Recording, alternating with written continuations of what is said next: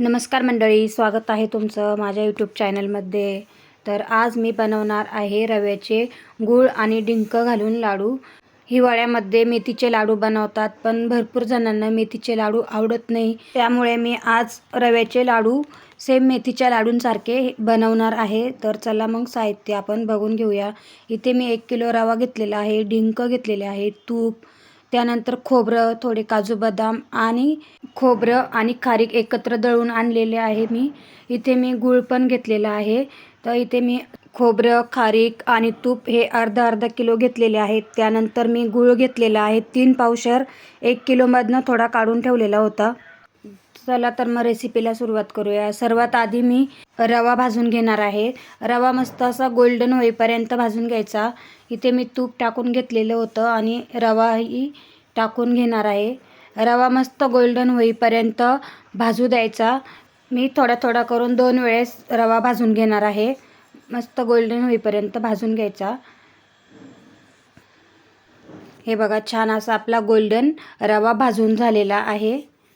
तर छान असा दिसत आहे गोल्डन कलरमध्ये, बघू शकता तुम्ही. तर असाच लाल होईपर्यंत भाजून घ्यायचा. चला तर मी आता हा काढून ठेवते आणि नंतर दुसरा टाकून घेते. त्यासाठी पण मी थोडे तूप टाकून घेते आणि तोही रवा मी लाल आणि गोल्डन असा होईपर्यंत भाजून घेणार आहे.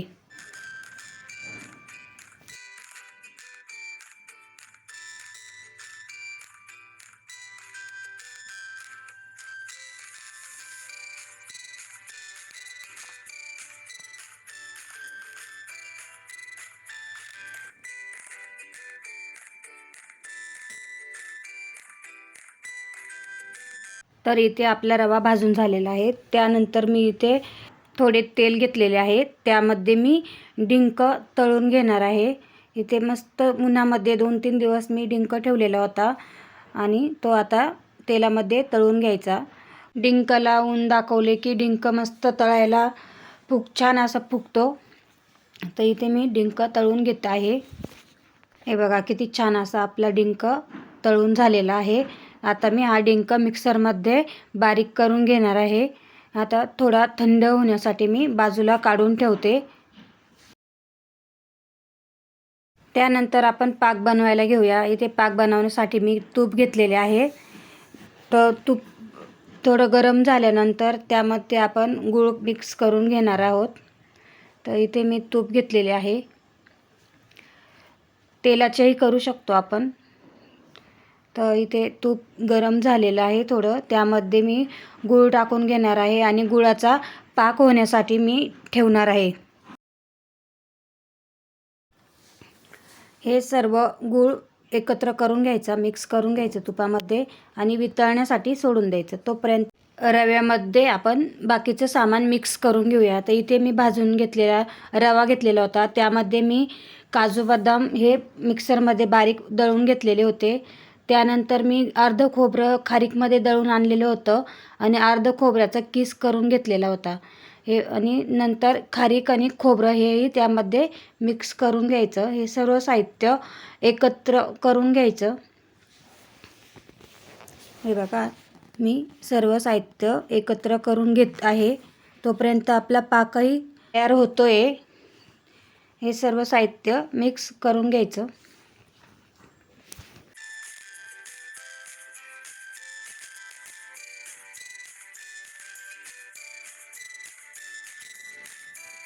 ते आपलं सर्व साहित्य मिक्स झालेलं आहे. त्यानंतर डिंक राहिलेला आहे टाकायचा. तर डिंक मी परत त्यामध्ये मिक्स करून घेते.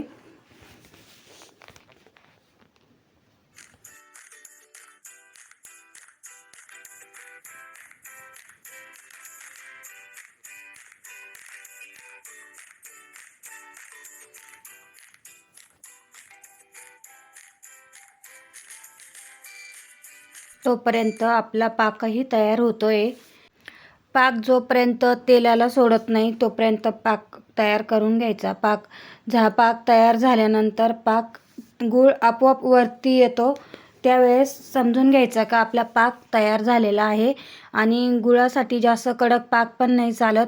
त्यामुळे लाडू हे कडक होऊ शकतात. तर हे बघा आपला पाक तयार झालेला आहे. संपूर्ण गूळ असा फेस होऊन वरती आलेला आहे. तर आता हे आपल्या लाडूच्या सारणमध्ये टाकून घेणार आहे. पाक मस्त तयार झालेला आहे. चला तर मग सारणमध्ये टाकून घेऊया आता. पाक खूप गरम असतो त्यामुळे थोडं सांभाळूनच टाकायचं. इथे मी सर्व पाक लाडूच्या सारणमध्ये टाकून घेतलेलं आहे आणि हे सर्व मिक्स करून घ्यायचं. झटपट असं मिक्स करून घ्यायचं. जोपर्यंत पाक गरम असतो तोपर्यंतच लाडू बांधता येतात. नंतर पाक थंड झाल्यानंतर लाडू बांधता येत नाही, व्यवस्थित असे वळत नाही. त्यामुळे झटपट असे लाडू तयार करून घ्यायचे. हे पूर्ण साहित्य मिक्स व्यवस्थित असे करून घ्यायचे.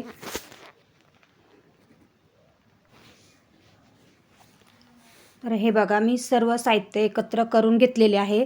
त्यानंतर मी लाडू बांधायला सुरुवातही केलेली आहे. तर अशा प्रकारे तुम्ही लाडू बनवू शकतात आणि तुमच्या घरच्यांना खायला देऊ शकतात.